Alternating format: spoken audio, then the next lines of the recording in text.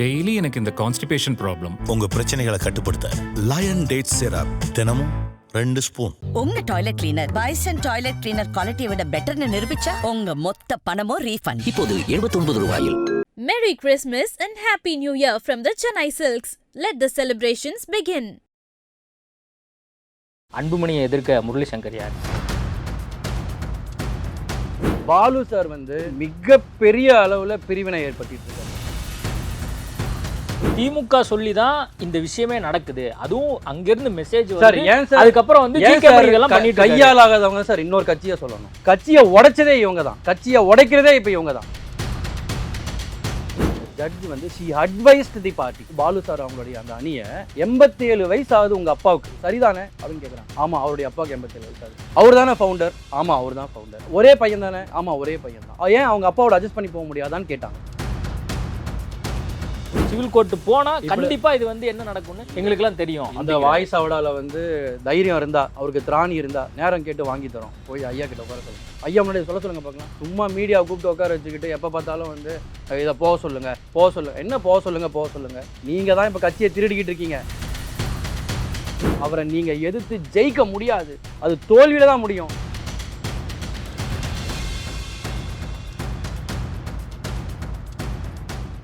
IBC Tamil நேயர்களுக்கு வணக்கம். இன்றைய சிறப்பு நேர்காணலில் நம்மோடு இணைந்திருக்கிறார் பாட்டாளி மக்கள் கட்சியின் பொதுச் செயலாளர் முரளி சங்கர் அவர்கள். வணக்கம். அன்புமணியை எதிர்க்க முரளி சங்கர் யார்? கடைக்கோடி தொண்டன், ஐயாவின் விசுவாசி, பாட்டாளி மக்கள் கட்சியில் அங்கீகரிக்கப்பட்ட சட்டமன்ற வேட்பாளர், நாடாளுமன்ற வேட்பாளர், மாநில பொறுப்பாளர். அதை விட அவருடனே பயணித்தவங்க. நான் அன்புமணி அண்ணா கூடயே பயணித்தவன். நான் இப்போவும் அவரை எதுக்கலை, அவரை வசைப்பாடலை, அவரை விமர்சனம் பண்ணலை. ஐயாவுக்கு அண்ணனே இப்படி பண்ணுறாருங்கிற ஆதங்கம், அந்த மன உறுத்தலை தவிர அவரை எங்கேயுமே இது வரைக்கும் விமர்சனம் பண்ணல, அவரை வசைப்பாடலை, அவரை குற்றம் சொல்லலை. ஆதங்கம், அது மிகப்பெரிய ஆதங்கம். அந்த ஆதங்கத்தோட வெளிப்பாடு தான் அந்த பக்கம் இருந்து காட்டிகிட்டு இருந்தாங்க. அது போக போக எப்படி ஆகுதுன்னா ஆபாச வார்த்தைகளை திட்டுறது, அசிங்கப்படுத்துறது, கொச்சைப்படுத்துறதுங்கிற அளவுக்கு போயிட்டுருக்கு. அதை அவர் தட்டி கேட்காம இருக்காருங்கிறது தான் மிகப்பெரிய வருத்தமாக இருக்குது. நீங்களே சொன்னது மாதிரி இப்போது அன்புமணியோட நான் ட்ராவல் பண்ணியிருக்கேன் அப்படின்னு நீங்கள் சொல்கிறீங்க. அவரை கண்டனம் தெரிவிக்கும் அளவுக்கு நீங்கள் பொதுச் செயலாளர் ஆனனால இப்போ கண்டனம் தெரிவிக்கிறீங்களா அப்படிங்கிறது தான் நிறைய பேர் கேட்குறாங்க. நிறைய பேர் என்ன அதுதான் கேட்குறாங்க. நான் என்ன சொல்கிறேன்னா, முரளி சங்கர் அங்கே ஒரு கிணறு தெரியுது பாரு, அந்த கிணத்துல போய் நீ குதிச்சுட்டா பாட்டாளி மக்கள் கட்சி நல்லா இருக்குன்னு சொன்னால், ஐயா சொன்னால் கண்ணை மூடிட்டு பண்ணுவோம். அதில் தண்ணி இருக்கா கல் இருக்காங்கிறது அப்புறம் தான், குதிச்சதுக்கப்புறம் தான் தெரியும். இந்த தைலாபுரம் தோட்டத்தில் வெளியே போய் ஐயாவை பக்கத்து கேட்டு நிற்கும்போது ஐயா ஃபோன் பண்ணி நீ தோட்டத்துக்கு உள்ளே வரதுக்கு பதில் அப்படியே ரோட்டில் பண்ண ஒரு லாரி வரை அடித்து நீ இறந்துட்டீங்கன்னா கட்சி நல்லாயிருக்கும் அப்படின்னு சொன்னாருன்னா, நான் நல்லா இருப்பேன்னு சொன்னாருன்னா ஐயா சொன்னால் செஞ்சுருவோம். அப்படி இருக்கும்போது ஐயா அவர்கள் எனக்கு இவ்வளோ பெரிய பொறுப்பு, அதாவது பட்டியல் சமூகத்துக்காகவே உருவாக்கப்பட்ட பொறுப்புன்னு சொல்ல, அது எவ்வளோ பெரிய சிறப்பான பொறுப்பு. அதை 36 வயசில் நம்மக்கிட்ட ஒப்படைக்கிறாங்கும் போது ஐயா என்ன வேலை தராரோ அதை செய்ய வேண்டியது தான். இல்லை அவ்வளோ தூரம்லாம் யோசிக்க தேவையில்லை. அதே நேரத்தில் இது முழுக்க முழுக்க அப்பா மகன் பிரச்சனை அப்படின்னு தான் எல்லாருமே ஆரம்பத்துலேருந்தே இதை சொல்கிறேன். இது வெறும் அப்பா மகன் பிரச்சனையும் இல்லை. இதை ஒரு கட்சியோட ஃபவுண்டர், நிறுவனர், அவராக கை காமிச்சு இது நல்லா இருக்கும்னு நினச்சி கை காமிச்ச தலைவர்கிட்ட இருந்து வாங்கி, தன் மகனாக இருந்தாலும் நாளைக்கு வழிநடத்துறதுக்கு ஒருத்தர் வேணுங்கிறதுக்காக கை காட்டப்பட்ட தலைவர் அவர், முன்னாள் தலைவர். இது வெறும் அப்பா மகன் பிரச்சனையாக இருந்தால் அவங்க வீட்டுக்குள்ளே நிச்சயமாக உட்காந்து பேசி தீர்த்துருப்பாங்க. அதில் நிறைய நலன் விரும்பிகள் இருக்காங்க, அவங்க சொந்தக்காரங்களே இருக்காங்க, எங்களுடைய செயல் தலைவர் அக்கா இருக்காங்க. அவங்களாம் நல்லா சாதாரணமாக இதை உட்காந்து பேசி முடிச்சுட்டு போயிருக்க வேண்டிய விஷயம் அது. இது கட்சியின் நலனுக்காக கட்சியோட சரிவை மனசில் வச்சு அவர் நிழல் தலைவராகவே பல வருஷமாக இருக்கார், அப்புறம் தான் தலைவர் ஆகிறார். இந்த பீரியடில் இருக்கிற ஸ்டாட்டிஸ்டிக்ஸ் பார்க்கும்போது மிகப்பெரிய சரிவு கட்சிக்கு. அப்போது இந்த சரிவை சரி பண்ணணும்னா தன் மகனாக இருந்தாலும் நம்ம நிர்வாகியாக தான் இதை கன்சிடர் பண்ணி பண்ணணுங்கிறதுக்காக அவர் எடுத்த முடிவு தான், ஸ்டாண்டு தான் இது. அப்பா மகன் பிரச்சனை அப்படின்னு நீங்கள் சொல்கிறத தாண்டி இது கட்சி பிரச்சனையும் கூட இருக்குது அப்படின்னு சொல்கிறீங்க. இப்போ இது நீதிமன்ற பிரச்சனையாகவும் மாறிடுச்சுல்ல. இப்போ நீதிமன்றம் போய் நம்மளுக்கு சாதகமாக ஏதாவது கிடச்சா நம்ம சந்தோஷப்படலாம். எந்த ஒரு விஷயமே உங்களுக்கு சாதகமாக இல்லாத போது நீங்கள் முழுக்க முழுக்க கொண்டாடுறேன், தேர்தல் ஆணையம் இப்படி சொல்லிடுச்சு அப்படின்லாம் ஒரு பொய்யான ப்ரொபகண்டா உங்க தரப்புல பண்ணப்படுது. இந்த ப்ரொபகண்டாங்கிறத இப்போ நீங்கள் மிகைப்படுத்தி சொல்கிறீங்க, இது ப்ரொபகண்டா இல்லை. ஆனால் நீங்கள் ஒன்று புரிஞ்சுக்கணும், எலெக்ஷன் கமிஷன் ஆஃப் இந்தியாவோட லெட்டரை காமிச்சு நான் தான் தலைவர்னு நீ அதை வெப்பனாக யூஸ் பண்ணக்கூடாதுங்கிறது தான் அங்கே இருக்கிற முக்கியமான ஸ்டேட்மெண்ட்டு அந்த ஜட்மெண்ட் காப்பியில் வந்திருக்கு. இல்ல ஜட்ஜ்மெண்ட் காப்பில அது தொடர்பாக இல்ல நேத்து பாலு அவர்கள் நிறைய இருக்கு. அது நம்ம 1வது பேஜ்ல இருந்து 14வது பேஜ் வரைக்கும் இல்ல அவர் ஏன் என்னென்ன விஷயங்கள் வந்து உங்க தரப்புல வந்து பதிவு பண்ணப்பட்டிருக்கோ அதெல்லாம் ஜட்ஜ்மெண்ட்ல வந்திருக்கு. அதுக்கப்புறம் தேர்தல் ஆணையம் வந்து என்ன ஸ்டேட்மெண்ட் கொடுத்தாங்கங்கிறது அந்த ஜட்ஜ்மெண்ட்ல வந்திருக்கு. அது மட்டும் இல்லாம எங்க தரப்புல வந்து என்ன சொல்லப்பட்டிருக்குங்கிறது 15வது பேஜ்ல இருந்து நினைக்கிறேன் 15 to 20 அதுல வந்து சொல்லப்பட்டிருக்கு. இதுதான் வந்து அந்த ஜட்ஜ்மெண்ட்ல இருக்கிறது. கடைசியா 33க்கு அப்புறம் வரக்கூடிய விஷயங்கள் எல்லாம் தான் ஜட்ஜ்மெண்ட். ஜட்ஜ்மெண்ட் காப்பியை சங்கர் சர்மா எனக்கு படிக்க தெரியாதா? இந்த ஜட்ஜ்மெண்ட் காப்பியை ப்ரெஸ்ஸில் இருக்க யாருக்குமே அங்கே உட்காந்து பேசி அங்கே ப்ரெஸ் மீட்டில் உட்காந்துருந்தாங்க இல்லையா மீடியாக்காரங்க, அவங்களுக்கு யாருக்குமே இந்த ஜட்ஜ்மெண்ட் காப்பியை படிக்க தெரியாதா? இவர் எதுக்கு அந்த ஜட்ஜ்மெண்ட் காப்பியை உட்காந்துக்கிட்டு உங்களை யாராவது கேட்டாங்களா? உங்களை யார் முதல்ல வந்து எலெக்ஷன் கமிஷன் ஆஃப் இந்தியா லெட்டரை வந்து ஒரு வெப்பனாக பயன்படுத்த சொல்கிறது? டாக்டர் ஐயா தான் இந்த கட்சியை உருவாக்குனாருன்னு எல்லாருக்குமே தெரியும். மருத்துவர் ஐயா 46 ஆண்டு காலமாக உழைச்சி 96,000 கிராமங்கள் நடந்து உருவாக்கின கட்சிக்கு எலெக்ஷன் கமிஷன் ஆஃப் இந்தியாவில் நீ ஒரு பெட்டிஷன் போட்டு ஃபோர்ஜரி பண்ணி டாக்குமெண்ட்ஸை கொடுத்து அதுலேருந்து வர லெட்டரை எடுத்து காமிச்சு நான் தான் தலைவர்னு சொல்லி அன்புமணி அண்ணாவை நீங்கள் ப்ரொஜெக்ட் பண்ணுறது சரினா, அப்போ அதில் வந்து இப்போ இந்த மாதிரி இந்த ஜட்ஜ்மெண்ட் வந்திருக்கு, இப்படி வந்திருக்கு, இதில் நியூட்ரலைஸ் ஆகிருக்கு, இந்த மாமலச்சனை நமக்கு இல்லை, யாருக்குமே இல்லாமல் போயிடுச்சு, கட்சியும் யாருக்கும் இல்லாமல் போயிருங்கிற அந்த எமோஷன் இப்போ காட்டுற நீங்கள் ஐயாவை ஏன் எதுக்கணும்? ஐயாவை எதிர்த்து ஏன் இதை பண்ணணும்? அந்த லெட்டரை காமிச்சு நான் தான் தலைவர்னு ஏன் சொல்லணும்? 22 to 25 தலைவராக இருந்தவர் எல்லா நியூஸ் எல்லா மீடியாலையும் வந்தது. ஆனால் 23 தலைவர்னு நீங்கள் ஏன் சொல்லி 26 வரைக்கும் நீங்கள் அதை எக்ஸ்டெண்ட் பண்ணிக்கிட்டேன்னு பொய்யா பேசி, நான் தான் சொல்கிறேங்க, பாலு அவர்களை டாக்டர் ஐயா அவர்கள் வாயிலாக ஒரு கட்சியின் பொதுச் செயலாளராக நான் வன்மையாக கண்டிக்கிறேன். அவருடைய அனுபவம், என்னுடைய அனுபவம், நான் எப்போ வந்தேன், அவர் எப்போ வந்தேன், நான்லாம் ஒரே கட்சியில் தான் இருக்கேன், அவர் பல கட்சியில் வந்திருக்கார், நான் அதை விமர்சனமாக வைக்கல, வன்மையாக கண்டிக்கிறோம். நீங்கள் வந்து ஐயாவுக்கு எதிராக தொடர்ந்து நீங்கள் பல அவதூறுகளை பரப்பிட்டு வரீங்க. நேற்று என்ன நீங்கள் நிறை குறைகள் இருக்கும், அவர் தலைவராக இருந்தவர் 25 வருஷமாக கட்சியில் தலைவராக இருந்திருக்காரு, பயணிச்சிருக்காரு. ஜி.கே. மணி அவர்களை பார்த்து அவதூறு பரப்பலான்னு சொல்லுவீங்க. நேற்று நீங்கள் உட்காந்து அந்த ஜட்ஜ்மெண்ட் காப்பி வரதுக்கு முன்னாடி வந்த உடனே உட்காந்து ஒரு ப்ரெஸ் மீட் கொடுக்குறீங்க, அவ்வளோ பக்குவமாக. ஆனால் ஜட்ஜ்மெண்ட் காப்பியே கையில் வராதப்பவே டெல்லியிலேயே நீங்கள் அதை தப்பாக பேசியிருக்கீங்க. அப்போ நான் என்ன சொல்கிறேன், நீங்கள் ஏன் இவ்வளோ பதட்டப்படுறீங்க? இப்போ இந்த பதட்டத்துக்கு என்ன காரணம்? ஏன்னா நீங்கள் அவசரப்பட்டு டெல்லியில் பேட்டி கொடுத்தது, ஜட்ஜ்மெண்ட் காப்பி வராமல். அந்த ஜட்ஜ்மெண்ட் காப்பியில் அப்புறம் என்ன இருக்குங்கிறதும் அவர் பேசுறதையும் மேட்ச் பண்ணி நைட்டே ப்ரிப்பேர் பண்ணிட்டு வந்து உட்காந்து பேசுகிறாரு. இதெல்லாம் ஏன் பண்ணுறீங்கன்னு கேட்குறேன். நான் மறுபடியும் போன நேர்காணலையும் கேட்டேன், பல மேடைகளில் கேட்குறேன், டாக்டர் ஐயா அவர்களை வீழ்த்தி நீங்கள் வெற்றி பெறுறது தேவையா? ஐயா அவர்களை தோக்கடிக்கிறது ஒரு வெற்றியா? இப்போ அன்புமணி என்ன தப்பாக கைட் பண்ணுறாங்க, இப்போ உண்மையான சாமி, இப்போ கிட்டத்தட்ட ஐயாவுக்கு அப்புறம் அவர் தான் எங்களுக்கு சாமியாக பார்த்தோம். அப்போது அதே இப்போ அந்த சாமிக்கு பூசாரிங்க நீங்கள் தானே. இப்போ உண்மையான பூசாரி யார்? பூசாரிங்க யார்? இப்போ பாலு சார் தான் உண்மையான பூசாரி. பாலு சார் வந்து நான் சொல்கிறேங்க, அவர் வந்து மிகப்பெரிய அளவில் பிரிவினை ஏற்படுத்திகிட்டு இருக்காரு. பிரிவினை பண்ணுறது ஜி.கே. மணி அவர்கள்னு சொன்னாங்க, பிரிவினை பண்ணுறது சேலம் அருள் எம்எல்ஏ அவர்கள்னு சொன்னாங்க, முரளி சங்கர் அவங்கள சொன்னாங்க, இவங்கள சொன்னாங்க. ஆனால் உண்மையான பிரிவினைவாதி அவர் தான் இப்போ வந்து தப்பாக கொண்டு போகிறார். நேற்று ப்ரெஸ் மீட்டே அவர் கொடுக்க தேவையே இல்லை. ஜட்ஜ்மெண்ட் காப்பி படிக்க தெரியாமையா இத்தனை கோடி போட்டு சேனல் நடத்தி நடுநிலையாக நிற்கணும்னு போராடிக்கிட்டு இருக்காங்க மீடியாவில் இருக்கவங்க. அவங்களுக்கு நீ உட்காந்து இவ்வளோ விளக்கம் தரீங்களே, இந்த விளக்கம் கொடுக்குற நேரத்தை நம்மளுடைய அன்புமணி அண்ணனை பயன்படுத்தி அவரை போய் ஐயாவை சந்திக்க சொன்னால் இந்த பிரச்சனையே முடிஞ்சிடும். ஐயா என்ன இந்த ஸ்டாண்ட் எப்போ எடுக்கிறாரு? நம்ம கோர்ட்டுக்கு போகணும், இதை பார்க்கணுன்னு கோர்ட்டுக்கு போக வச்சது நீங்கள். ஐயாவை கோர்ட்டு வாசலில் நிற்க வச்சது நீங்கள். டெல்லியே போகாமல் இருந்தார் ஐயா. ஆனால் டெல்லிக்கு போக வச்சு அங்கே போய் பார்த்தா அன்புமணியும் ராமதாஸும் வேறையான்னு கேட்குறாங்க. டாக்டர் ஐயாவை தான் அன்புமணிங்கிற ஒருத்தரை வந்து மினிஸ்டர் ஆக்கினாருங்கிறதே அங்கே தெரியல. அன்புமணி ராமதாஸ் ரெண்டும் ஒன்று நினச்சிட்டு இருக்காங்க. அவர் தானே தலைவராக இருக்கிறாங்க. நான் இதே சேனலில் ஏற்கனவே பதிவு பண்ணியிருக்கேன். மனிஷ்குமார் யாதவ் வந்து நான் போய் பேசின உடனே எழுதி காமிச்சது, சார் அவருடைய டென்யூர் முடிஞ்சது, எங்கள் லெட்டரை கொடுக்க வந்திருக்கோன்னா எழுதி காட்டுறாரு 23 26 அவர் தலைவர் அப்படின்னு. உங்களுக்கு எப்படி தெரியும்? நான் தான் அப்போ அந்த டேபிளில் இருந்தேங்கிறார். அப்போது எந்த அளவுக்கு அவங்களுக்கு அடிக்கடி வந்து டெல்லியிலேருந்து ஆள் அனுப்பி, இப்போ பாலு சாரே போயிருப்பார்னு நினைக்கிறேன், எலெக்ஷன் கமிஷனில் அப்பாயின்மெண்ட் வாங்கி அந்த எக்ஸ் மினிஸ்டருங்கிற அந்த கோட்டாவில் வாங்கிக்கிறாங்க. போயிட்டு உட்காந்து காதில் ஓதிட்டு வந்திருக்காங்க இந்த 23 26 ஸ்டடி பண்ணுறதுக்கு. 23 to 26 தலைவர்னு சொல்லியும் ஃபோர்ஜரி பண்ணியிருக்கீங்க. பாலு சார் தான் இதை வந்து வெளியில் சொன்னார். நாங்கள் 1 வருஷம் எக்ஸ்டென்ஷன் வாங்கியிருக்கோங்கிறதையும் பாலு சார் தான் வெளியில். இங்கே எங்கேயுமே அன்புமணி அண்ணா அவர்கள் பேசலை. அப்போ பேசுகிறது எல்லாம் நீங்கள். அப்போது அவதூறு பரப்பிட்டு இருக்கிறது வழக்கறிஞர் பாலு அவர்கள். நிச்சயமாக அவர் மேலே வழக்கு பாயும். அவர் வந்து எங்களுடைய கௌரவ தலைவரை சொல்றாரு, ஆனா அவர் மேல நிச்சயமா வழக்கு பாயும். திமுக சொல்லி தான் இந்த விஷயமே நடக்குது. அதுவும் அங்கிருந்து மெசேஜ் சார், ஏன் சார் அதுக்கப்புறம் வந்து கையாளாகாதவங்க சார் இன்னொரு கட்சியை சொல்லணும். கட்சியை உடைச்சதே இவங்க தான், கட்சியை உடைக்கிறதே இப்போ இவங்க தான். அப்போ ஐயா நான் என்ன சொல்றேன், டாக்டர் ஐயா அவர்கள் 108 மாவட்ட சாரையும் கூப்பிடுறாரு. எதுக்கு கூப்பிடுறாரு? மாநாடு நல்லா பண்ணிட்டீங்க, அடுத்து என்ன பண்ண போகிறோம்? ஏற்கனவே இப்போ மேடையில் உட்காந்து பேசும்போது இந்த மாதிரி ஒரு சின்ன சின்ன விரிசல் வந்துச்சு. அன்புமணி வேறு இப்படி பேசிக்கிட்டு இருக்காரு, நான் வேறு இந்த முடிவில் இருக்கேன்னு டிஸ்கஸ் பண்ணுறதுக்காக கூப்பிடுறாரு. ஒவ்வொருத்தருக்கும் வீடியோ காலில் கூப்பிடுறாரு அன்புமணியன் அவர்கள், ஆடியோ காலில் கூப்பிடுறாரு. ஆனால் வேட்பாளராக நின்னப்போ கூட எங்ககிட்ட பேச கிடையாது. நான் நின்று கேட்குறேன், அண்ணன் எனக்கு வந்து அப்பப்போ உங்ககிட்ட அப்பாயின்மெண்ட் வாங்கி வரணுங்கிற மாதிரி எனக்கு ஜெய்சீலன் அவர்களும் குட்டி அவர்களும் சொல்கிறாங்க. எனக்கு உங்கள் நம்பர் இருந்தால் நான் எது இருந்தாலும் பேசணுன்னா, நம்பர் இல்லைப்பா, நீ வந்து இமெயில் நோட் பண்ணிக்கோங்கிறாரு. அந்த லட்சணத்தில் தான் கட்சியை வச்சுருந்தாங்க.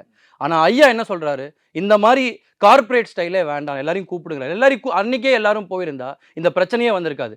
இவ்வளோ பிரச்சனையும் உருவாக்கி இவ்வளோ பிரிவினைக்கும் வந்து ஸ்கெட்ச் போட்டுட்டு கடைசியில் ஐயா போய் வந்துட்டு சின்னம் இல்லாமல் பண்ணிட்டாரு, கட்சி இல்லாமல் பண்ணிட்டாருன்னு சொல்லி அவதூறு பரப்புறத நிச்சயமா நிறுத்திக்கணும். நீதிமன்றத்தில் உங்களுடைய பிரேயர் என்னவா இருந்துச்சு? நீதிமன்றம் கடைசியாக என்ன சொல்லியிருக்கு அப்படிங்கிறத நம்ம பார்க்குறோம்ல. கடைசியாக நீங்கள் சிவில் நீதிமன்றம் போய் தான் இதற்கான ஒரு தீர்வை காண முடியும்னு சொல்லிட்டாங்க. உங்களுடைய பிரேயர் 2026 வரைக்கும் அவர் தலைவராக இருக்கிறாரு, அதை ரத்து பண்ணணுங்கிறது தான் உங்களுடைய கோரிக்கையாக இருந்தது. இப்போ அது வந்து என்னாச்சு? இல்லை, 2026 வரைக்கும் அவர் தலைவராக இருக்காரு, இதை ரத்து பண்ணுங்கிறது எங்களுடைய கோரிக்கையே இல்லை.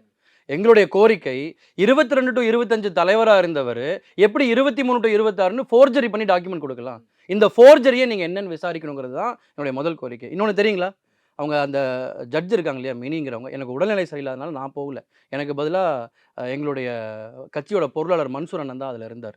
அதாவது கௌரவ தலைவர், சுப்ரீம் கோர்ட் அட்வொகேட்டு, அப்புறம் இன்னொரு நிர்வாகி, இப்போ நம்மளோட ஸ்டீல் சதாசிவம்னு சொல்லுவாங்க, அவர் தான் ஸ்ட்ராட்டஜிஸ்ட் பார்ட்டியில். ஸோ அவங்களாம் இல்லாமல் எனக்கு பதிலாக அண்ணன் தான் அங்கே போயிருந்தார். எனக்கு ப்ராப்பராக அவங்க கொடுத்த அப்டேட்ஸை நான் கேட்டுட்டேன். நான் அங்கேருந்து இந்த ஹியரிங்கை கேட்கல. பட் அந்த ஜட்ஜு, நான் இதை வந்து பகிரங்கமாக சொல்கிறேங்க, இதை வந்து எங்கள் கௌரவ தலைவரோ இல்லை எங்களுடைய பொருளாளர் தான் சொல்லியிருக்கணும். இருந்தாலும் அவங்களுடைய சார்பாக நான் இதை சொல்கிறேன். அந்த ஜட்ஜ் வந்து ஷி அட்வைஸ்ட் தி பார்ட்டி, அந்த பக்கம் இருக்கிற பார்ட்டியை, அதாவது பாலு சார் அவங்களுடைய அந்த அணியை, 87 வயசு ஆகுது உங்கள் அப்பாவுக்கு, 87 வயசு ஆகுது, சரிதானே அப்படின்னு கேட்குறாங்க. ஆமாம், அவருடைய அப்பாவுக்கு 87 வயசு ஆகுது. அவர் தானே ஃபவுண்டர்? ஆமாம், அவர் தான் ஃபவுண்டர். ஒரே பையன் தானே அவர்? ஒரே பையன் தானே அன்புமணி? ஆமாம், ஒரே பையன் தான். ஏன் அவங்க அப்பாவோட அட்ஜஸ்ட் பண்ணி போக முடியாதான்னு கேட்டாங்க. லெட் அஸ் லீவ் ஆல் இந்த கோர்ட்டு, இந்த கேஸு, இது எல்லாத்தையும் ஒரு பக்கம் தள்ளி வச்சுட்டு, ஆரம்பத்திலேயே நீங்கள் முதல்ல என்னை பேட்டி எடுத்தப்போ கூட சொன்னீங்க, அங்கே போகிறாங்க இங்கே போகிறாங்க, எம்எல்ஏக்கே நின்று தோத்த முரளி சங்கர் ஐயா கூட இதெல்லாம் கேட்டிங்க இல்லையா? அந்த மாதிரி உணர்வுபூர்வமாக நாங்கள்லாம் இருக்கமே, ஐயாவோட மகன் நீங்கள். அன்றைக்கே இதை வந்து சரி பண்ணுறதுக்கு நீங்கள் போயிருந்தா, இன்றைக்கி நீங்கள் இப்போ கேட்குற இந்த கேள்வியே வந்திருக்காது. கோர்ட்டில் நீங்கள் என்ன பண்ணிட்டீங்க, அப்படி என்ன நீங்கள் சாதிச்சிட்டீங்க? சின்னம் தானே முடங்க. அதுதான் பாலு சொல்கிறாரு, கோமாளித்தனமாக இருக்குது, அதாவது வித்தியாசமா அவர் பண்றதுதான் சார் கோமாளித்தனமா இருக்கு. அவரெல்லாம் அட்வொகேட்டே நம்ப முடியல சார். சட்ட போராட்டங்கள் பண்ணி மதுக்கடையை மூடி இருக்காரு, இடஒதுக்கீடுக்காக போறாங்க, நாங்களாம் பெருமையா நினைச்சுக்கிட்டு இருந்தோம். இன்னைக்கு வாய் கூசாம ஐயாவுக்கு எதிராகவே பேட்டி கொடுத்துக்கிட்டு இருக்காரு, ஐயாவுக்கு எதிராகவே அவர் பேசிக்கிட்டு இருக்காரு, திரும்ப பேசாரு. எப்படி சார் பொறுத்துட்டு போக முடியும்? நான் 10 வருஷம் முன்னாடி தான் சார் கட்சிக்கு வந்தேன், நான் சின்ன பையன் தான். ஆனால் இன்னைக்கு எனக்கு கொடுத்துக்கிற பொறுப்பு மிகப்பெரிய பொறுப்பு. ஐயாவோட நம்பிக்கையாக நான் நிற்கிறேன். இன்னைக்கு நான் கேட்காம வேறு யார் சார் கேட்பாங்க? அவர் தான் சார் கோமாளித்தனம் பண்ணிட்டு இருக்காரு. அவர் ஜோக்கர் மாதிரி தெரிகிறார் சார் அவர் பண்ணுறது. அண்ணனை வந்து கரெக்டாக வழி நடத்தி ஐயாட கொண்டு வந்து சேர்க்குற வழியை பார்த்துருக்கணும். கட்சியை உடைக்கிற அளவுக்கு எல்லாம் பண்ணது இப்போ அவங்க தான். அந்த நான் சொல்கிறேன், இந்த நீங்கள் ஜட்மெண்ட்டை கேட்குறீங்க, அந்த வாதத்தை கேட்குறீங்க, இயரிங்கை கேட்குறீங்க. நான் சொல்கிறேன், த ஜட்ஜ் அட்வைஸ்ட். அந்த ஜட்ஜ் என்ன அட்வைஸ் பண்ணாங்க? நீங்கள் வந்து அப்பா கூட அட்ஜஸ்ட் பண்ணி போக முடியாதா? உங்கள் அப்பா தானே, இதுக்கப்புறம் கட்சி உங்களுக்கு தானேங்கிறத அட்வைஸ் பண்ணியிருக்காங்க. இதையெல்லாம் வெளியே சொல்ல மாட்டாங்க. இதையெல்லாம் கவர் பண்ணுறதுக்கு தான், அவருக்கு எல்லாமே ஆப்போசிட்டாக போயிருச்சுங்கிறது தான், இந்த லெட்ரு ஃபோர்ஜரிங்கிறது தெரிஞ்சு தான் அவ்வளோ பதட்டப்பட்டு அங்கே பேட்டி கொடுத்தாரு. பாலு சார் இப்படி பதட்டப்பட்டு பேட்டி கொடுக்குறவரே இல்லை. சின்னம் தொடர்பாக எங்கேயுமே வந்து அந்த தீர்ப்பில் சொல்லப்படவே இல்லை. ஆனால் வந்து சின்னம் வந்து இப்போ யாருக்குமே கிடையாதுன்னு சொல்லி தேர்தல் ஆணையம் சொல்லிடுச்சுன்னு சொல்லி எல்லாரும் கொண்டாட்டம் பண்ணிட்டு இருக்கிறாங்க. சார் அது எப்படின்னா, சின்னத்தை பற்றி ஒன்றுமே பண்ண முடியாத சூழ்நிலை இருந்தது. பீகார் எலெக்ஷனை வச்சு வாங்கினாங்க. பீகார் எலெக்ஷனில் நிற்க போகிறோன்னு சொல்லி சின்னம் வாங்கினதை விட இப்போ நாங்கள் அங்கே சொல்லி சந்தோஷப்பட்டது மோசம் இல்லை. ஆனால் அது கூட நான் கம்பேர் பண்ணிக்க விரும்பல. அது ஒரு கேவலமான செயல். பீகார் எலெக்ஷனில் நிற்க போகிறோன்னு சொல்லி சின்னம் வாங்கிட்டு பீகார் எலெக்ஷன் பீகார்னு சொல்லி வாங்கல, தமிழ்நாடு இல்லை பீகார் எலெக்ஷனை கன்சிடர் வச்சு தான் வாங்கினாங்க. அதுக்கு அடுத்து தமிழ்நாடு பாண்டிச்சேரி எலெக்ஷன் வரனால அந்த நேரத்தில் வந்து எங்களால் உட்கட்சி தேர்தல் நடத்த முடியாதுன்னு சொல்லி தான் தலைவர் இதை எக்ஸ்டெண்ட் பண்ணுறதா சொன்னாங்க. சிம்பிள் முதல்ல வர ஃபஸ்ட்டு இமீடியட்டாக வர எலெக்ஷன் நவம்பரில் வருது பீகார் எலெக்ஷன், அதை சொல்லி தான் வாங்கினாங்க. அதை விட மோசம் நாங்கள் கொண்டாடினது கிடையாது. நாங்கள் என்னத்தை கொண்டாடணும்னா, சின்ன எங்களுக்கு வந்துருச்சு, நாங்கள் தான் சின்ன உருவாக்குனவர், அந்த மாமல்லஞ்சனத்தை வந்து கண்டுபிடிச்சவர், கட்சியை வந்து உருவாக்கி கொடுத்தவர். நான் அதே மாதிரி சும்மா அவரையே சொல்லிட்டு இருக்க விரும்பல. அவரும் இப்போ என்ன எப்படி வந்து நீ எப்படி ஐயாவை பேசலான்னு கேட்குறாங்களோ அந்த மாதிரி அந்த பக்கமும் அவர் சின்னையா அன்புமணி என்ன சொல்லாமலாம் அவர் பேசலை. ஆனால் நான் என்ன சொல்கிறேன், நீங்கள் யோசிச்சு பாருங்கள், இந்த இப்போ பாலு சார் வந்து இப்போ இந்த சுச்சுவேஷனை உருவாக்கி இப்போ பேசினார் இல்லையா, இப்போ பேசினதுக்கும் ஐயா அவர்கள் வந்து அறிக்கை கொடுத்ததுக்கும், இப்போ கடைசி அறிக்கை கொடுத்ததுக்கும், நாங்கள் அங்கே கொண்டாடினதுக்கும் ஒரே காரணம் தான் சார். இவங்க எங்களை வந்து இந்த பிளாக்மெயில் மாதிரி இது சின்ன எங்களுக்கு தான், கட்சி எங்களுக்கு தான். அப்போது இதெல்லாம் சொல்லி என்ன சார் கிடைக்க போகுது அவங்களுக்கு? அவரை வேதனைப்படுத்தி என்ன சார் கிடைக்க போகுது? அப்போது அந்த கோர்ட்டில் ஹியரிங் அங்கே ஹியரிங்லாம் மறுபடியும் சொல்கிறேன், எங்களுடைய கட்சி பொருளாளர் அங்கேருந்து எங்களுக்கு கொடுக்கும்போது அப்டேட் கொடுக்கும்போது என்ன சொன்னாங்கன்னா, இதே மாதிரி இஷ்யூ இருக்குது, லீடர்ஷிப் இதுக்குள்ளே இஷ்யூ இருக்குன்னா நீங்கள் இந்த கட்சியோட ஃபவுண்டரை போய் பாருங்கள். ஃபவுண்டர் தான் இப்போ பிரசிடென்ட் ஆறாருங்கிற வாதத்தை வச்ச உடனே அப்போ 2 பேருக்குள்ள இஷ்யூ இருக்கா, நீங்கள் சிவில் கோர்ட்டுக்கு போங்க. இந்த மாதிரி தொடர்ந்து பண்ணிட்டு இருந்தீங்கன்னா சின்னத்தை முடக்கிடுவோங்கிறத சொன்னாங்க இல்லையா, அது எங்களுக்கு சின்னத்தை முடக்கின மாதிரி தான் சார். மாம்பழம் சின்னத்தை முடக்கிறது எங்களுடைய கன்சர்ன். அது வந்து பொதுவாக சொல்லப்பட்டிருக்கு, இந்த ஒரு தீர்ப்புக்காக அது சொல்லப்படலை. பொதுவாக அங்கீகரிக்கப்படாத கட்சிகள் இருக்கு அப்படின்னா தேர்தல் ஆணையம் வந்து டிசைட் பண்ணாது, அந்த தலைவர் விஷயங்கள்லையோ அல்லது சின்னம் தொடர்பாகவோ டிசைட் பண்ணாது, அது சிவில் கோர்ட்டு தான் வந்து டீல் பண்ணும் அப்படிங்கிறதா அந்த தீர்ப்பில் இருக்கிறதா சொல்கிறாங்க. எக்ஸலன்ட் சார், நீங்களே ஞாபகப்படுத்தியிருக்கீங்க. தேர்தல் கமிஷன் இதில் தலையிடாது. தேர்தல் கமிஷன் பொதுவாகவே எந்த வந்து ரெகக்னைசேஷன் இழந்த கட்சிங்க, ரெஜிஸ்டர்ட் பார்ட்டிங்களுக்கு உள்ளே வரக்கூடாது, எதுலேயுமே வரக்கூடாது. அப்போ எதுக்கு சார் நீங்கள் போனால் 3 மாதமாக 4 மாதமாக வந்து அந்த லெட்டரை வச்சுக்கிட்டு வந்துரு, நீ ஐயா கூட இருந்தால் வேஸ்ட்டு, அவருக்கு என்ன வயசாயிருச்சு, அவருக்கு புத்தி சாதனம் இல்லை, அப்படி இப்படின்னு சொல்லி நீ வந்துரு. எதுக்கு சார் பட்டாசு வெடிச்சாங்க? தமிழ்நாடு ஃபுல்லாக பட்டாசு வெடிச்சாங்க சார். இது எல்லாம் பார்த்தா நான் மறுபடியும் சொல்கிறேன், நீ எனக்கு கன்னத்தில் அரைஞ்சா கூட நம்ம அன்புமணி தானே நான் வாங்கிட்டு போயிடுறேன். ஆனால் ஐயாவோட மனசு எப்படி சார் தாங்கும் இதை? பட்டாசு வெடிச்சு கொண்டாடினாங்க சார். அப்படி பட்டாசு வெடிச்சு கொண்டாடும் போது அப்போ என்ன சார் அங்கே அதில் அறிவிச்சாங்க? எலெக்ஷன் கமிஷன் ஆஃப் இந்தியாவுக்கு அப்போ இப்போ பவர் இருந்துச்சா சார்? இப்போ அதெல்லாம் நியாயமா? எலெக்ஷன் கமிஷனுக்கு பவர் இல்லைன்னு சொல்கிறீங்க. எலெக்ஷன் கமிஷன் இதில் தலையிடக்கூடாதுன்னு வந்து இப்போ அந்த இதில் வந்திருக்கு. அதில் தான் சார் எலெக்ஷன் கமிஷன் வந்து இதில் தலையிடக்கூடாது, இந்த பிரச்சனை இப்படியே இருந்தால் சிவில் கோர்ட்டுக்கு போங்க, இது தொடர்ந்து தேர்தல் நேரத்தில் இப்படி இருந்ததுன்னா சின்னத்தை முடைக்கிறோம்னு சொன்னாங்க. முடைக்கிறவாங்க, நாங்கள் சந்தோஷம். ஆல்ரெடி சென்னை நீதிமன்றம் இங்கே வந்து சிவில் கோர்ட்டை அணுகுங்கன்னு சொல்லியிருக்கு. டெல்லி உயர் நீதிமன்றம் போய் கடைசியாக அதே விஷயத்தை தானே சொல்லியிருக்கு. அப்போ கடைசியாக இவங்க தானே வந்து சிவில் கோர்ட்டு போகணும், சிவில் கோர்ட்டு போங்க, நாங்கள் எப்பன்னு காத்திருக்கோம், சிவில் கோர்ட்டு போனால் கண்டிப்பாக இது வந்து என்ன நடக்கும்னு எங்களுக்குலாம் தெரியும். இந்த வாய்ஸ் அவடால வந்து தைரியம் இருந்தா, அவருக்கு திராணி இருந்தா நேரம் கேட்டு வாங்கி தரோம், போய் ஐயா கிட்ட உட்கார சொல்லுங்க. ஐயா முன்னாடி சொல்ல சொல்லுங்க பார்க்கலாம். சும்மா மீடியாவை கூப்பிட்டு உட்கார வச்சுக்கிட்டு எப்போ பார்த்தாலும் வந்து இதை போக சொல்லுங்க. என்ன போக சொல்லுங்க? நீங்கள் தான் இப்போ கட்சியை திருடிக்கிட்டு இருக்கீங்க. அந்த திருட்டை நிறுத்திக்கிட்டு இருக்கோம். நாங்கள் உருவாக்குனவர்கிட்டருந்து நீங்கள் திருடிக்கிட்டு இருக்கீங்க, அதை நாங்கள் நிறுத்திக்கிட்டு இருக்கோம். நான் சொல்கிறது, நீங்கள் வந்து சிவில் கோர்ட்டுக்கு போகணுங்கிற பேசிக் நாலேஜ் எங்களுக்கு கண்டிப்பாக இருக்குது சார். நான் என்னுடைய அதான் நாளைக்கு போக போகிறீங்களா, நாளானிக்கு போக போகிறீங்களா, எப்போ போக? ஐயா இப்போ போசனோட எந்திரிச்சு போய் போயிட்டே இருக்க வேண்டியது தான். அது இல்லை சார், நான் சொல்கிறது சிவில் கோர்ட் போகணும்னு எங்களுக்கு தெரியும். ஆனால் அங்கே ஏன் இதை நாங்கள் அங்கே வந்து டெல்லி உயர்நீதிமன்றத்துக்கு இதை கொண்டு போகிறோன்னா, இந்த ஃபோர்ஜரி பண்ணது எங்கே சார்? டெல்லியில். ஃபோர்ஜரி பண்ணது யார் சார்? அவங்க தரப்பில். பண்ணது யார்கிட்ட சார்? எலெக்ஷன் கமிஷன் ஆஃப் இந்தியாட்ட. எலெக்ஷன் கமிஷன் ஆஃப் இந்தியாங்கிறது தமிழ்நாட்டில் இல்லை, தமிழ்நாடுக்குன்னு ஒன்று இருக்கும், ஆனால் நடந்தது டெல்லியில். அப்போ அதனால தான் உயர்நீதிமன்றம் போனோம். அங்கே வந்து இதை நாங்கள் கொண்டு போய் அவங்க நாலேஜுக்கு கொண்டு போகிறோம். அப்போ அவங்க சிவில் கோர்ட்டுக்கு போகணும்னு சொல்லும்போது சிவில் கோர்ட்டுக்கு போகிறோம், நாங்கள் போகிறோம். இல்லை சிவில் கோர்ட்டுக்கு போனால் அவங்களுக்கு தான் நஷ்டங்கிறது, அவங்களுக்கு ஒன்றும் இல்லாமல் போகுதுங்கிறத தெரிஞ்சுட்டு அவங்க வந்து ஐயாட்ட பேசுகிறாங்கிறது காலம் பதில் சொல்லணும். டெல்லி அங்கே காவல்துறையில் அங்கே வந்து கம்ப்ளைண்ட் ஏதோ வந்து சார், இது முழுக்க சார், அது வந்து அதுக்காக ஜிகே மணி அவர்கள் மேலே வந்து அவதூறு பரப்புறாரு. இந்த மாதிரி வழக்கெல்லாம் கொண்டு போய் கொடுக்க போகிறாரு. நாங்கள் வந்து அவர் மேலே வழக்கு பாயும்லாம் பாதிச்சோம். அதே தான் நான் மறுபடியும் சொல்கிறேன், திராணி இருந்தால் அதை செய்ய சொன்ன ஐயா மேலே நீங்கள் வழக்கு போடுங்க. ஒரு வழக்கு நீங்கள் போட்டுருங்க பார்க்கலாம். உங்களுக்கு தைரியம் இருக்கா? பண்ண முடியாது. ஆனால் ஐயாவோட கட்டளை சார் அது. நீங்கள் போய் அதே தான் நான் மறுபடியும் சொல்கிறேன். இந்த இன்சிடென்ட் நடந்தது எங்கே? இப்போது நான் குஜராத் போகிறேன், அங்கே என் ஃபோனை தொலைச்சிட்டேன். நான் வாங்கின சென்னைக்கே ஓடி வந்து கம்ப்ளைண்ட் கொடுப்பேனா, இல்லை குஜராத்லேயே கொடுப்பேனா? அப்போது நடந்தது அங்கே ஃபோர்ஜரி நடந்தது. அங்கே forgery sir, it is forgery. அந்த ஃபோர்ஜரிக்கு எங்கே நடந்ததோ, யார் நடத்துனாங்களோ அவங்க மேலே, இதை யார் இப்போ துணை போனாங்களோ அவங்க மேலே அங்கேயே கம்ப்ளைண்ட் கொடுத்துருக்காங்க. இது என்ன சார் தப்பு? அதில் வந்து சில கடுமையான வார்த்தைகளை ஐயா சேர்த்துருக்காரு. ஐயா முடிவெடுக்கிறார். நாளைக்கு முரளி சங்கரை இப்படி இப்போ பிடிச்சி வச்சாருன்னா நான் வந்து பிள்ளையார், தூக்கி போட்டாருன்னா நானும் சாணி தான், எல்லாரும் அதுதான். ஐயாவை பகைச்சிக்கிட்டா என்னங்கிறதோட விளைவு தான் இப்போ இதெல்லாம். இப்போ டெல்லியில் ஒரு போராட்டத்தை ஒன்று அறிவிச்சிங்க, என்ன நடந்தது அப்படிங்கிறத பார்த்தோம். அது முழுக்க வந்து ஒரு ஃபெயிலியரான ஒரு விஷயமா மாறிடுச்சு. ரொம்ப இது வந்து பிளான் பண்ணாமல் வந்து நடத்திட்டாங்க. இது வந்து கட்சிக்கே வந்து ஒரு தப்பான ஒரு விஷயமா மாறிடுச்சு அப்படின்னு சொல்கிறாங்க. அங்கே வந்து வட இந்தியர்களை கூட்டிகிட்டு வந்து அங்கே உட்கார வச்சு ஒரு வெல் பிளான்டு இல்லாமல் ஒரு ஆர்ப்பாட்டத்தை வந்து நடத்தி முடிச்சிருக்காங்க. நான் சொல்கிறேன் சார், அதில் அந்த 2 பேர் வட இந்தியர்கள்னு சொல்கிறாங்கல்ல, 2 பேர் சார், கரெக்டாக 2 பேர். அதில் காலி சேர்கள் நிறைய இருந்துச்சு சார். போட்டதே வந்து ஜிகே மணி பேசிட்டு இருக்காரு, உங்க கட்சி ஆட்கள் சில பேர் உட்கார்ந்துருக்காங்க. நான் அங்கே தான் இருந்தேன். நான் வந்து இந்திய வரலாற்றிலேயே தேர்தல் கமிஷனை எதிர்த்து ஜந்தர் மந்தரில் நியூ டெல்லியில் டைம் வாங்கி போராடின ஒரே கட்சி பாட்டாளி மக்கள் கட்சி. ஐயா அவர்களோட தலைமையில், ஐயாவோட வழிகாட்டுதலில். அதில் நான் அங்கே நின்று நானும் கோஷம் போட்டிருக்கேன், நானும் போராட்டம் பண்ணேன், நானும் ஆர்ப்பாட்டம் பண்ணேன். நான் அங்கே தான் இருந்தேன். நான் மறுபடியும் சொல்கிறேன் sir, I explain this clearly. அந்த 2 பேர், அவங்க பேட்டி எடுத்த 2 பேரும் அதில் ஆரியபுரம்லேருந்து வரேன்னு சொல்கிறாங்களே, ஆரியபுரமில் தான் அந்த டென்ட், அந்த நம்ம இந்த ஸ்டேஜ் செட்டப் இருக்கு இல்லையா, அந்த பொருள் கிடைக்கிற இடம் ஆரியபுரம். ஆரியபுரத்துலேருந்து வர அந்த பசங்களை இவங்க பேட்டி எடுத்தாங்க. நாங்கள் அப்பவும் சொல்கிறோம், அவங்க நீங்கள் எடுக்கிறது எந்த யூஸ் இல்லை. அவங்க வர்றாங்க, நம்ம கொஞ்ச நேரம் கூட நின்னோன்னா இதோ அவங்க ஃப்ரெண்ட்ஸ் எல்லாம் வராங்க. அந்த ஃப்ரெண்ட்ஸ் எல்லாம் யாருன்னா ஏழுமலை.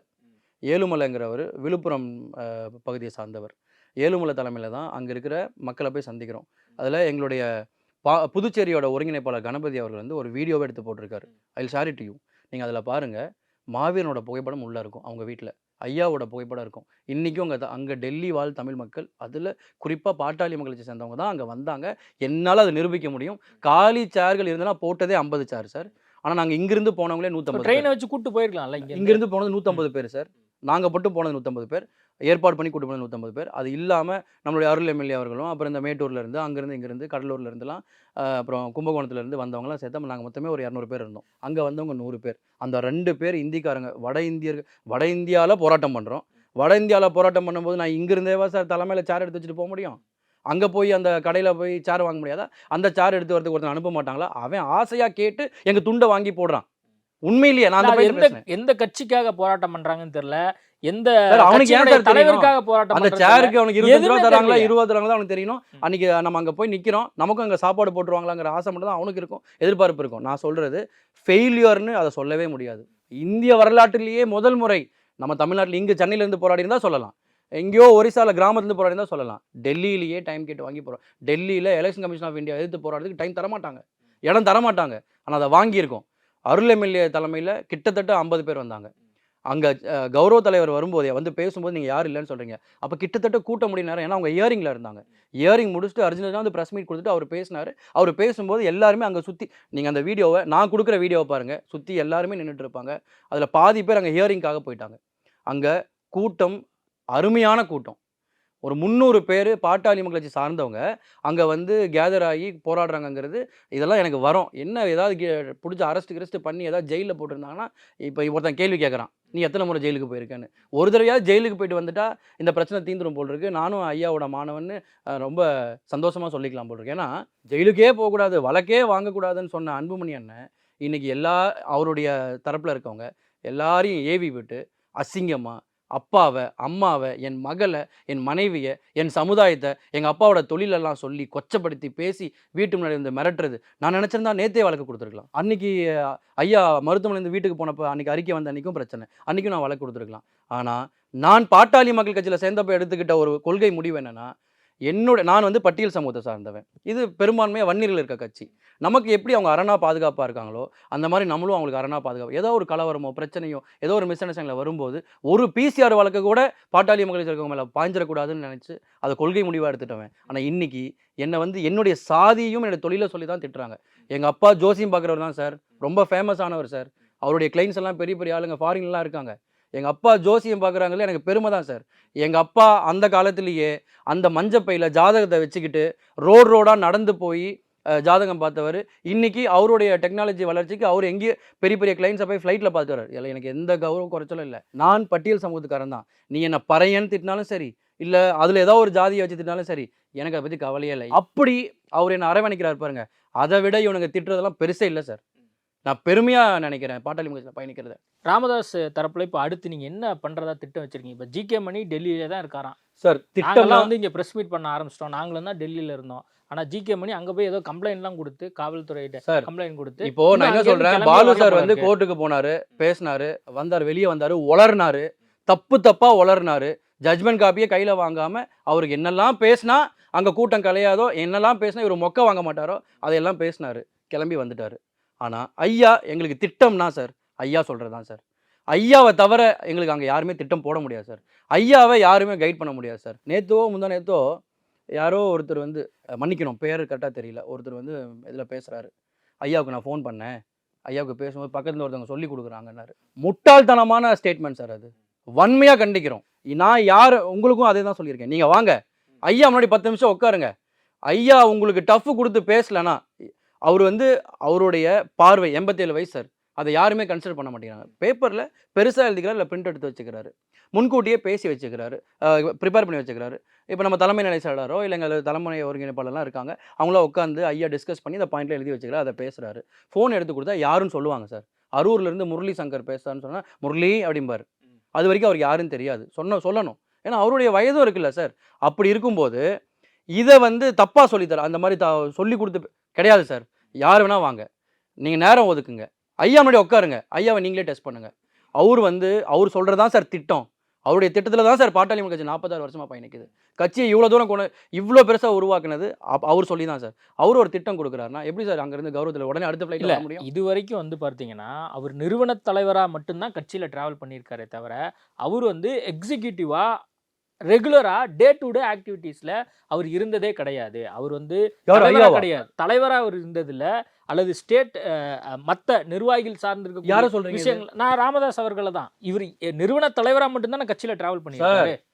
ஆணி வேறே ஐயா தான் சார். ஐயா முடிவு பண்ணுறது தான் சார். தென்காசியில் போராட்டம் பண்ணாலும் ஐயா முடிவு பண்ணுறது தான். தருமபுரியில் பஸ் ஸ்டாண்டில் நின்று 10 பேர் சேர்ந்து கோஷம் போனாலும் ஐயா சொல்கிறது தான். ஐயா தான் சார் ஆக்சுவலி லீடர். நிழல் லீடராக அவரை கொண்டு வந்தாங்க. காரணம் ஐயாவுக்கு அப்புறம் ஒருத்தர் தேவைப்படுங்கிறதுக்காக. அவர் திறமசாலி தான். ஐயா வந்து அவரை சொல்கிறேன்னா அவர் மகனை வந்து கொஞ்சம் எக்ஸ்ட்ராவாக மகன்கிறதுக்காக சேர்த்து கூட பேசி, ஏன்னா எங்கள் அப்பா என்ன கூட திட்டுவார், அப்புறம் என்ன நான் இல்லாதப்ப ஃபீல் பண்ணுவார், இதெல்லாம் நான் கேள்விப்பட்டிருக்கேன். இப்போ அண்ணன்லாம் சொல்லுவாங்க. அப்போ அந்த மாதிரி கூட இருக்கலாம்னு வச்சுக்கோங்க. ஆனால் அவர் திறமையானவர் தான் சார். ஆனால் அவரை நம்பி அவர் சொல்லி தான் எல்லா போராட்டமும் நடந்தது. அவர் சொல்லி தான் அவரை நம்பி தான் எல்லாமே அவர் சொல்லி தான் நடந்ததா நிறுவன தலைவரா இருந்தபோது? இல்லை ஒன்றும். ஆமாம் சார், எப்போவுமே அவர் தான் சார். அவர் சொல்லாமல் எதுவும் நடந்ததில்லை சார். நீங்கள் அடுத்து ஏதோ ஒரு கோர்வையாக ஒரு பாயிண்ட்டுக்காக என்னை கூட்டு வரீங்கன்னு தெரியுது. இருந்தாலும் நான் சொல்கிறேன், நேற்று பாலு அவர்கள் சொன்னது தான் நான் சொல்கிறேன். இல்லை பாலு அவர்கள் நான் தான் சொல்கிறேன், அவர் கோமாளித்தனமாக பேசுகிறாரு சார். அவர் அதை வன்மையாக கண்டிக்கிறோம் சார். அவர் போய் பேசுகிறாரு சார். இதை வந்து கண்டிப்பாக ஐயா நிச்சயமாக ஐயாவே இது கண்டிப்பாக பேட்டி கொடுப்பாரு, இதை கிளாரிஃபை பண்ணுவார். ஐயா அவர்கள் எடுக்கிறது தான் சார் முடிவு. ஐயா அவர்கள் சொல்கிறது தான் சார். என்ன நிர்வாகக்குழுக்கும் பொதுக்குழுக்கும் ஜனநாயகத்தின் அடிப்படையில் ஒரு ஜனநாயக ரீதியாக என்ன சொல்லுவார்னா பவர் கொடுத்துருவார். ஆனால் அவங்கெல்லாம் சேர்ந்து எதுவாக இருந்தாலும் நமக்கு ஐயா தான் இத்தனை வருஷம் நம்மளை வழிநடத்தி வர்றாருன்னா ஐயாவுக்கு பவரை கொடுத்துருவோம். ஐயா கூட்டணியாக இருந்தாலும் இல்லை நம்ம வந்து யார் அடுத்த தலைவர் செயல் தலைவரோ இல்லை பொதுச்செயலாளர் யாருங்கிறது ஐயா முடிவு பண்ணுவார். ஆனால் இவர்கிட்ட கொடுத்து ஒரு 10 வருஷத்தில் பிடிச்சவங்கள பிடிக்காதவங்கள டிஃப்ரென்ஷியேட் பண்ணி ஐயாவுக்கு யார் கோஷம் போடுறான் டிஃப்ரென்ஷியேட் பண்ணி எல்லாம் பிரித்து செதைச்சு முடிச்சுட்டாங்க சார். அதை சரி பண்ணுறதுக்கு ரீஆர்கனைசேஷனுக்காக தான் ஐயா மறுபடியும் முடிவெடுக்கிற இடத்துக்கு மறுபடியும் வந்துட்டார். அன்புமணி கூட இந்த பிரச்சனைக்கெல்லாம் காரணம் வந்து திமுக தான் அப்படின்னு சொல்லி மேடைகள்லையும் வந்து சொல்ல ஆரம்பிச்சிருக்காரு. இது தொடர்பாக ராமதாஸ் அவர்கள் கிளாரிஃபை பண்ணுவாரா? ஏன்னா இது வரைக்கும் ஜி.கே. மணியை சொல்றாங்க, பலமுறை சொல்லியிருக்காரு, திமுக வந்து உங்களெல்லாம் இயக்குது, பின்னாடி இருந்து ஏதோ வந்து இயக்க பாக்குது, அதனாலதான் நீங்க இந்த மாதிரிலாம் வந்து தவறா கைட் பண்றீங்க சார் ஐயாவை அப்படின்னு வந்து சொல்றாங்க. ராமதாஸ் அவர்கள் அதை கிளாரிஃபை பண்ணுவாரா? வர்ற வியாழக்கிழமை கிளாரிஃபை பண்ணுவாரா? எங்களுக்கு பின்னாடி வியாழக்கிழமை பேட்டி கொடுக்கலையே, வியாழக்கிழமைலாம் பேட்டி வர வாரம் கேட்குறேன் சார். நான் என்ன சொல்றேன், வர வாரம் அதெல்லாம் வேண்டாம். ஐயா எங்கேயாவது ஆமா எனக்கு திமுக தான் சப்போர்ட் பண்ண நீங்க சொன்னாரா? திமுகவை இவங்க என்ன எப்படி இப்போ அந்த மேடையில் நின்று பேசுறாரு இல்லையா, திமுகவை பேசலாம், என்ன சொல்லலாம், அவங்க இப்படி பண்ணல அப்படி பண்ணல, எதிர்கட்சியார் நீங்கள் வேலை செய்கிறீங்களா செய்யலாம். உங்கள் சொந்த உட்கட்சி பிரச்சனைக்கும் உங்களுக்கும் உங்கள் அப்பாவுக்கும் நடுவில் திமுக தான் இருக்குன்னு சொல்கிறது வேடிக்கை தான் சார் இருக்குது. திமுகவுக்கு இதில் என்ன சார் லாபம்? திமுக இதை என்ன சார் பண்ண போகிறாங்க? அவர் ஏன் இப்படி திமுகவை திட்டிகிட்டு இருக்காருன்னு தெரியல, ஏன் வந்து திமுக இப்படி சாடுறாருன்னு தெரியல, ஏன் வந்து திமுக தான் இதுக்கும் காரணம்னு சொல்லி தன்னுடைய சொந்த அப்பா மகன் இல்லை பாட்டாளி மக்கள் கட்சியில் இருக்க உட்கட்சி ஒரு முன்னாள் தலைவர், இப்போ இருக்கிற தலைவர் இல்லை நிறுவனருக்கும் தலைவருக்கும் நிர்வாகிகளுக்குள்ள இருக்கிற பிரச்சனைக்குள்ளே எதுக்கு திமுக கொண்டு வர உண்மையிலே எங்களுக்கு புரியல. திமுக நிறைய பேர் நான் தான் என்னை தான் சொல்கிறாங்க, கௌரவ தலைவரை சொல்கிறாங்க, அருள் எம்எல்ஏ என்ன சொல்கிறாங்க, திமுக கைக்கூலிங்கிறாங்க சார். எனக்கு திமுகவில் ஃப்ரெண்ட்ஸே ரொம்ப கம்மி சார். திமுக காரன்ட்ட பேசுனது கூட கிடையாது. நான் வந்து தேசிய ஜனநாயக கூட்டணியில் 2021 தேர்தல் நின்னோம், 2014 தனிச்சு நின்னோம், 2024 தேசிய ஜனநாயக கூட்டணி நின்னோம். இப்படி பயணிச்சுக்கிட்டு இருக்கோம். அவர் காமிச்ச அதே கூட்டணி அலையன்ஸில் தான் இப்போ இடையில இன்பிட்வீனில் டாக்டர் அன்புமணி அவர்கள் காமிச்சதில் தான் நாங்களும் போயிட்டுருக்கோம். ஆனால் திடீர்னு திமுகவோட கைக்கூலின்னு சொல்கிறேன்னா அப்போ உங்களுக்கு ஏதோ ஒரு பர்சனல் வெஞ்சன்ஸ் இருக்குது, இல்லை உங்களுக்கு ஒரு காரணம் தேவைப்படுது, அதுக்காக அவர் திமுகவை பயன்படுத்திக்கிறாரே தவிர திமுகவுக்கும் இந்த உட்கட்சி பிரச்சனைக்கும் சம்மந்தமே இல்லை சார். உட்கட்சி பிரச்சனைக்கு காரணம் மருத்துவர் அன்புமணி அவர்கள், அதுக்கு அப்படின்னு ஐயா சொல்கிறார், அதை நாங்கள் நம்புகிறோம். ஐயா சரி பண்ணுவேங்கிறார், அதை நாங்கள் நம்புகிறோம், அவ்வளோதான். இல்லை இவங்க 2 பேரும் ஒன்று சேரணும் அப்படின்னு நீங்கள் நினைக்கிறீங்களா இல்லையா சார்? ஒன்று சேரணும்னு நாங்கள் நினச்சாலும் நான் ஒரே ஒரு விஷயம் இது வரைக்கும் எங்கேயுமே சொன்னதில்லை. செங்குட்டை கிராமம் கம்பைனூர் வட்டம், தருமபுரி மாவட்டத்தில் என்னுடைய வீடு இருக்குது. இங்கே ஐயா பொதுச்சடங்கு அறிவித்த உடனே எங்கள் கேட்டை அடித்து உடைக்கிறாங்க. எங்கள் வீட்டில் அந்த கேட்டுக்கு பக்கத்தில் இருக்க லைட்டெல்லாம் வந்து அடித்து உடைக்கிறாங்க. அங்கே ஒரு கொடி கம்பம் இருக்கும். கொடி கம்பம் நம்ம கட்சியோட கொடி கம்பம்னு கூட தெரியாமல் அடித்து உடைக்கிறாங்க. எங்கள் அப்பாவை ஃபோன் பண்ணி மிரட்டுறாங்க. எங்கள் அப்பா இப்போது தருமபுரியில் இல்லை. அதுக்கு என்னையும் நொடிஞ்சுக்கிறாரு. இதெல்லாம் தேவையா, இந்த ஸ்டாண்டில் இந்த குழப்பம்லாம் தேவையா, நீ அமைதியாக இருந்துட்டு அப்படிலாம் என்ன ரொம்ப கஷ்டப்படுறாங்க. ஏன்னா அவங்க ரொம்ப வேதனைப்படுறாங்க. சொந்தக்காரங்க தொழில் எல்லாத்தையும் தூக்கி போட்டு வெளியில் போயிருக்கிற மாதிரி சேரணும்னு நினைக்கிற எண்ணம் எனக்கு இருந்தாலும் என் வீட்டில் கல் எடுத்து எறிஞ்சா, என் மனைவியும் மகள்களையும் கொச்சைப்படுத்தி பேசினா, எங்கள் அம்மாவை தப்பாக பேசினா, என் சாதியை தப்பாக பேசினா எனக்கு எப்படி சார் அந்த மனசு வரும்? அந்த மனசில் அப்படி சேரணும்னு இருக்கிற அந்த எண்ணத்தையே இவங்க கொண்டுடுறாங்களே சார். அப்போ இதை தான் சார் அவங்க பண்ணிட்டு இருக்காங்க. அருள் எம்எல்ஏ மேலே ஏன் சார் அப்படி வந்து கொலைவெறி தாக்குதல் பண்ணணும்? அவர் ஜேபிங்கிறவரும் நல்ல டைப் தான் சார்.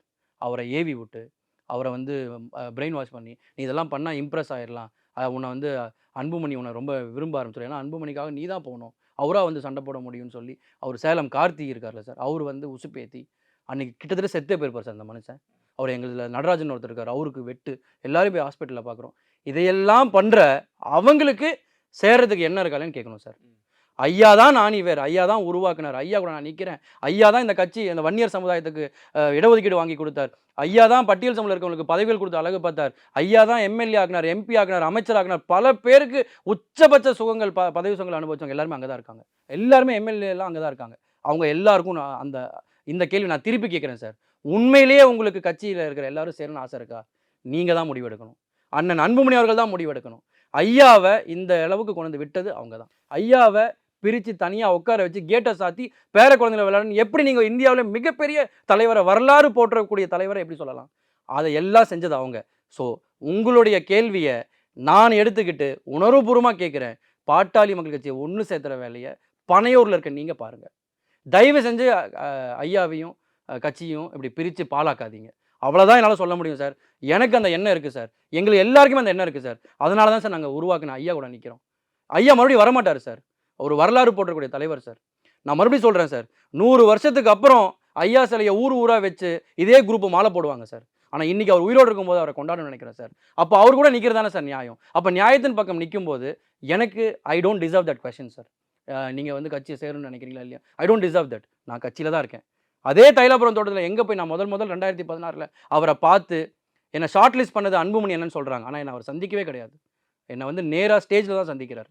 என்னை சந்தித்து நேர்காணல் செஞ்சு என்னுடைய பொருளாதார சூழ்நிலையெல்லாம் கேட்டு தெரிஞ்சுக்கிட்டு எனக்கு வாய்ப்பு கொடுத்து டாக்டர் ஐயா அவர்கள். தைலாபுரம் தோட்டத்தில் நான் முதல்ல போனேன், தைலாபுரம் தோட்டத்தில் நான் நிற்கிறேன், ஐயா தான் இந்த கட்சியை உருவாக்கினார், நான் நம்புகிறேன், ஐயா கூட நிற்கிறேன். அப்போது I don't deserve this question. இந்த கொஸ்டின் நேற்று பேசினார் பாருங்கள் பாலு சார், இந்த எக்ஸ் எம்எல்ஏ எம்பிங்கெல்லாம் நிறைய பேர், கரண்ட் எம்எல்ஏ இருக்க 3 பேர் எல்லாருமே ஐயாவால் அடையாளம் காணப்பட்டவங்க. அவங்கள பார்த்து நான் கையெடுத்து கும்பிட்டு வேண்டி கேட்டுக்கிறேன் சார், தயவு செஞ்சு இதுக்கு மேலே பெருசாக கொண்டு போகாதீங்க. ஏன்னா ஐயா வந்து ஜெயலலிதாங்கிற மிகப்பெரிய ஆளுமை, கருணாநிதிங்கிற மிகப்பெரிய ஆளுமைகளுக்கு மத்தியில் அரசியல் பண்ணவர். அவரை நீங்கள் எதிர்த்து ஜெயிக்க முடியாது, அது தோல்வியில் தான் முடியும். அதுக்கு முன்னாடியே நீங்கள் வந்து எல்லாரும் ஐயா கூட சேர்ந்து கட்சியை தயவு செஞ்சு இணைச்சிருங்க. இந்த மாதிரி பிரச்சனைகள் வேண்டாம் நான் வேண்டி கேட்டுக்கிறேன் சார். நேர்காணல் கொடுத்ததுக்கு நன்றி. டெய்லி எனக்கு இந்த கான்ஸ்டிபேஷன் ப்ராப்ளம். உங்க பிரச்சனைகளை கட்டுப்படுத்த லயன் டேட் சிரப் தினமும் 2 ஸ்பூன். உங்க toilet cleaner bison toilet cleaner குவாலிட்டியை விட பெட்டர்னு நிரூபிச்சா உங்க மொத்த பணமும் ரீஃபண்ட். இப்போது 79 ரூபாயில். Merry Christmas and Happy New Year from the Chennai Silks. Let the celebrations begin.